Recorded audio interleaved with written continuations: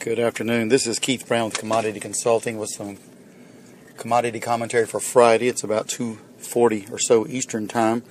Markets had to trade this week under the dark cloud of a government shutdown, so there was pretty much a void of government data and government news.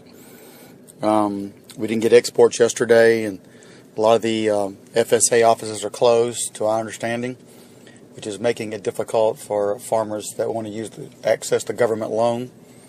Nonetheless, the markets really took it in stride. Cotton was a little lower today, but one would have thought it would have suffered under, with more pressure. This flying blind, so to speak, without government news that typically moves the markets up and down, certainly puts people to the sidelines.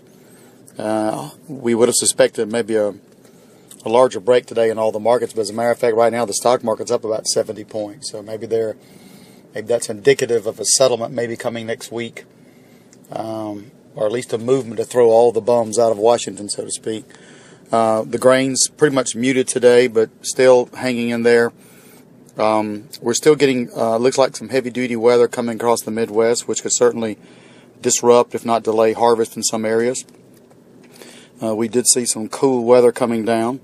And so I think all that could certainly come into play to at least buoy the market. Of course, one notion to keep in mind is that I think there's still some pretty good demand for soybeans, and I think for corn. But a lot of that's sidelined right now. Those end users are just waiting to see how low the markets might trade before they indeed come in and start covering future needs. I think as you look back over the last couple of years, I think in 2011, 2010, corn made a low on October the 4th, and then beans weren't too far off from that.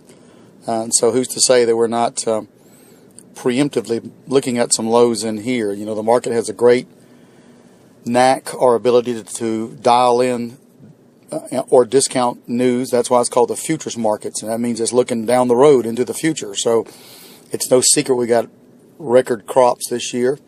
What is not known is what are we going to do with them.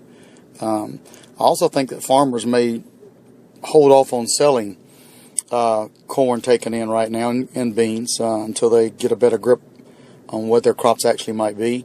And so that might create some strength in the cash markets as well. So all that being said, I think the markets wavered the government shutdown pretty well. We'll see what happens in the next week. If you have any questions or comments, of course, give us a call, 1-800-910-1910. Thanks for listening.